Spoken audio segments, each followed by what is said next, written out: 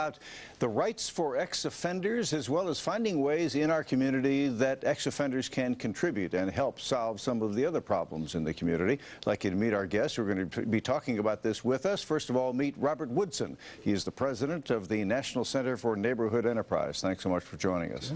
Also meet Harry Tommy Thomas Jr. He's a D.C. Council representative for Ward 5. Thank you for having me. Great to have you with us. And also meet Ronald Moten. He's the Chief Operating Officer and co-founder of Peaceaholics. Thanks so much for joining us. Good to have you with us.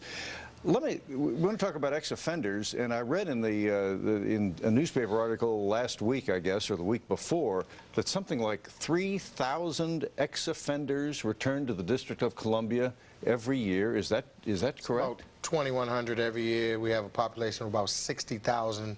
And of that population, only about 15,000 are dealt with our ex-offender services branch. So that means we have a large population that doesn't have reentry programs that we control.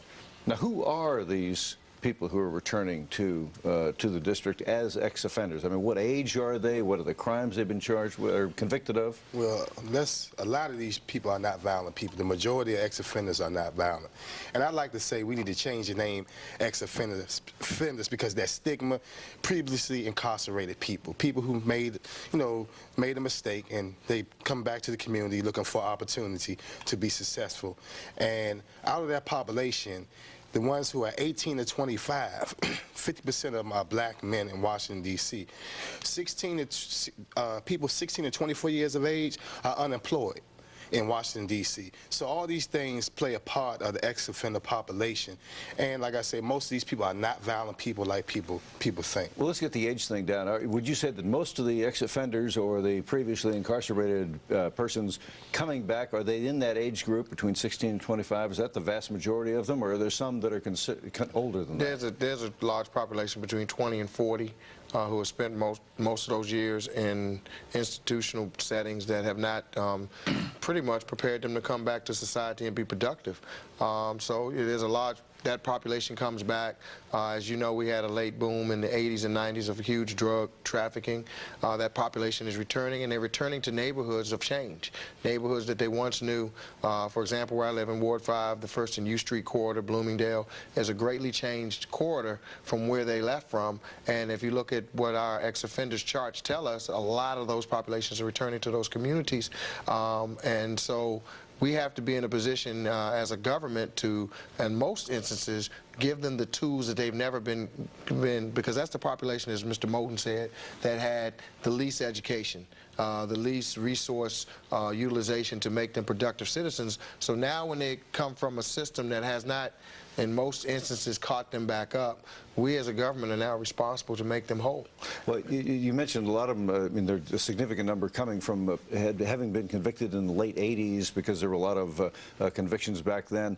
And you said that a lot of them were non-violent offenders. Right. But what is the sort of spreadsheet, if you will, of the kinds of offenses these people were convicted of? Well, let me just say this to you. One of the things that really affected our population growth was we had mandatory sentencing, which took out of our justice system the ability of a judge to take a first-time offender and say to that offender, hey, this is your first time, we're going to give you a chance. But when you have mandatory sentencing sitting on the table in the District of Columbia, it said, I have to give you 10 years. Yeah. And that is the issue.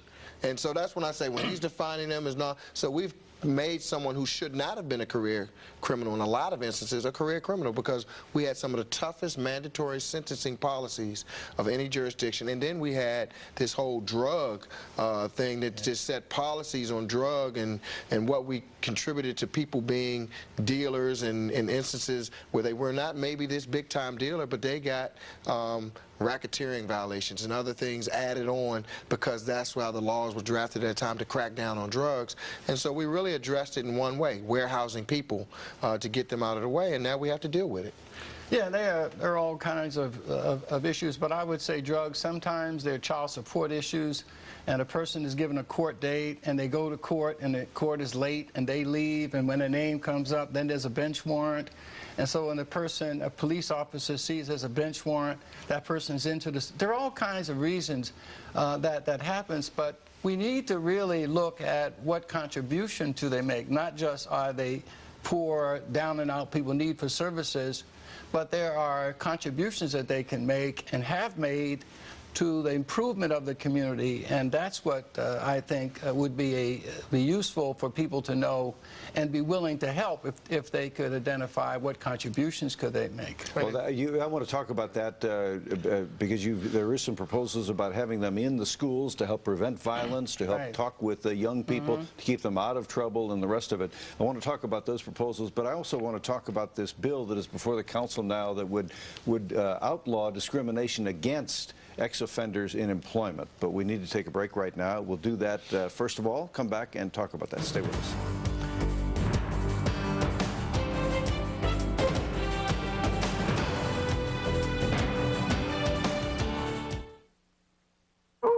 There's a whole new way to hear your family howl at Great Wolf Lodge, Williamsburg. It's the brand new Howlin' Tornado Water Slide. Plunge through a whirlwind of dips, twists, drops, and splashes. Stay overnight in our family suites, enjoy one-of-a-kind restaurants, and find entertainment for your cubs they'll never forget. Howlin' Tornado packages start at $189 per night. Come hear your family howl at Great Wolf Lodge, Williamsburg. Visit greatwolf.com today. Get more at Our Eyes grand opening sale with half off a complete pair of glasses. Through Saturday, get half off all frames and lenses during the Our Eyes half off sale. You'll love the latest looks, and they're all half off. Designer frames, rimless styles, even bifocals and progressives. And Our Eyes has a 30-day money-back guarantee. Now you can afford to look your very best with half off a complete pair of glasses. I got great glasses for less. The half off grand opening sale ends Saturday. Our Eyes. Why pay more?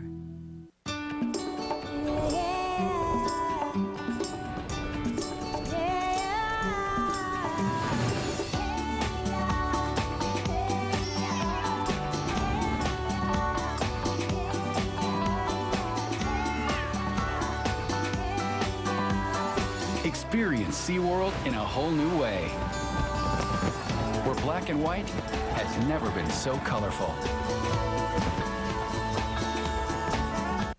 You've got such a beautiful nature.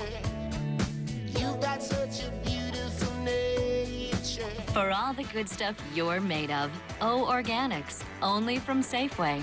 Now so many certified organic choices are closer than you think. And we're expecting O Organics for Baby, arriving soon. Ingredients for life. Safeway. Good morning. Welcome back to Viewpoint on this Sunday morning. We're talking about ex-offenders, their rights, and the contributions that they could possibly make to our community. Let me ask Harry Thomas, Jr. to talk about a bill that is before the council right now, and that is a bill that would outlaw discrimination against ex-offenders in employment. Yes, it is. It's the Human Rights for Ex-Offenders bill that was introduced originally with Marion Barry and then reintroduced under this new council. We're co-introducers, Marion Barry and myself. We thought it was very important that we set some parameters for allowing ex-offenders to not be stigmatized in the workplace. So we thought this legislation was very important because there are instances, and one I can tell you is we were looking at, for example, is during the campaign, there was a gentleman who handed out stuff on Metro Bus, and many people may have seen. He was a Metro Bus driver. He was a Metro Bus driver. And you're not supposed to hand out paraphernalia, but upon reviewing his application, he had left off on his application that he was an ex-offender. So I'm sure that weighed heavy in the decision to release him from that job as opposed to suspending. Here was a gentleman that had been working for 4 years, been very productive, was come back home and fit back into society, and was doing all the things we wanted. And the hammer was laid on that guy, and we're trying to review some of those kinds of things so that doesn't happen. Well, what is the current state of the law? Can I refuse to hire you or fire you merely because you're an ex-offender? Yeah, there are provisions where people can do that, where people is not very clear. So we wanted to bring some clarity to the law that allows people not to do that. We're not seeking exclusionary status. We're not seeking a lot of the misnomers that people try to say about the bill. It does not give ex-offenders entitlement to a job. It does not allow for an applicant to sue an employer. That's not what the bill does. What it does do is it gives an employer a need to show a rational reason a rational reason within their ability why they should not be employed. And so there's a rational test that we're putting into place to allow these guys and women an opportunity. For instance, I mean, a school would not have to hire somebody who was a sex offender. We wouldn't want someone, I mean, let's make it real simple. We wouldn't want somebody to hire a bank to hire someone who was fired for embezzling somewhere. We're not asking people to do that. And we're giving them, it has to be a rational reason. So when we have instances, and one of the reasons why the bill was reintroduced, I'll be quite frank, I was a coach in high school and had to go through all kinds of hoops to be around young people. So two classes we really had to protect, our seniors and our young people. So those issues about whether we're going to have a pedophile coming somewhere else or someone who has preyed on elderly through taking over estates and stuff, we will be able to view that and make sure that those people are not in the system when they're hired. But this would not allow an employer to hold that against a prospective employee. No. Is that right? Absolutely. Exactly. I'll give you an example. There was one of the utilities here had a program for about 8 years to hire ex-offenders, and there were 8 people working successfully. One of those ex-offenders stole a vehicle and crashed it. And so what the company did was fire all of the ex-offenders, even a man who had been worked successfully for 8 years. Solely on that basis? Solely on that basis. They told them they all had to resign and then reapply for their jobs, and they didn't hire any of them back. And so that's the kind of situation that the bill would protect. There was a hype where people thought there could be a lot of claims. We were very studious in this and looked at Hawaii and Wisconsin, who has the same kind of legislation. And in none of those instances has there been this rash of claims against employers because the rational test. I mean, they have the right to hire who they want, but we don't want you to discriminate against someone because they were an ex-offender. And besides that, this country, I tell people this all the time, was a second chance country.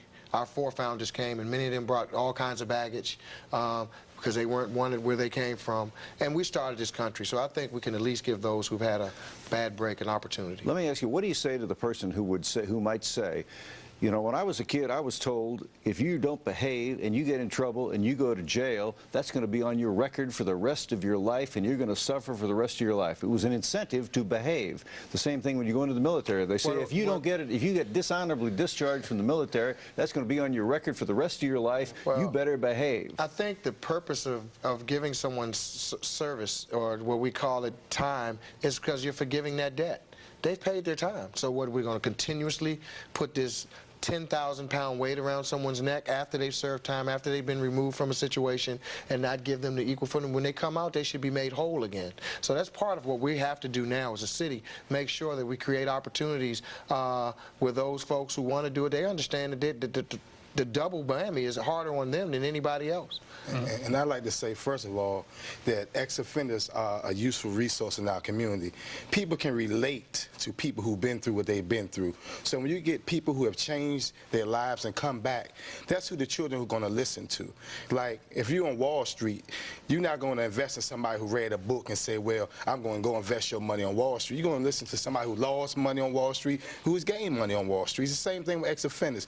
We got people who go through clearances and they able to get back, and just like a lot of the prophets, Jesus was considered an ex-offender, you know. So we got to just remember that a lot of people who were positive people in our community, some made mistakes, some didn't, and we got to give them opportunities to come back and help rebuild this village that we once had. And there's a couple of very interesting programs about how to do that. We want to talk about those when we come back. Stay with us.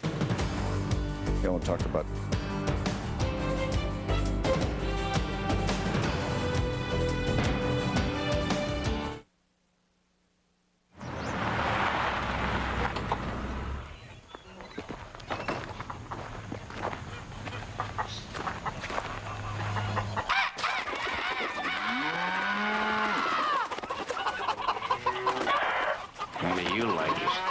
Here's a reason to get up extra early. Our steak, egg, and cheese bagel sandwich with 100% USDA beef, grilled onions, and real Kraft American cheese.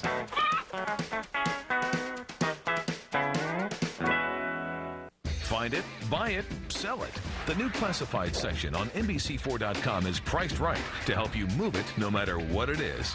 Washington's fastest growing classifieds are live and online, only at NBC4.com. Stock shock, the $600 billion meltdown, and women politicians, what makes them tick, and Iraq war budget, strings attached. Sunday morning, 11:30, NBC 4.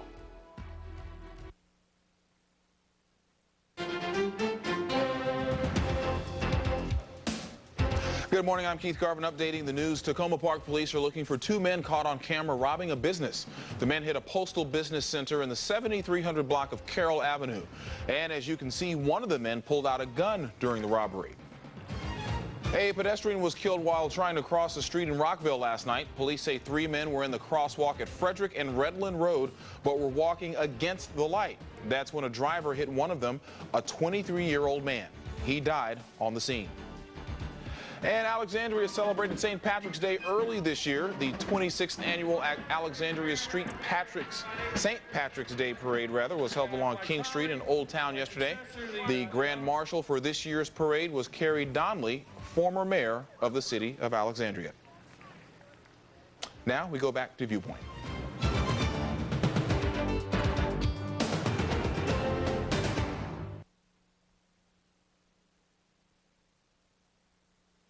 Good morning. Welcome back to Viewpoint on this Sunday morning. We're talking about rights of ex-offenders and the contribution ex-offenders can make to our community.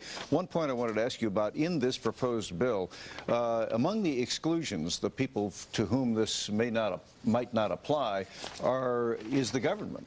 Right. I don't understand why should not the government be burdened with hiring ex-offenders just as everybody else should? I mean, the government can maybe better than anybody else help use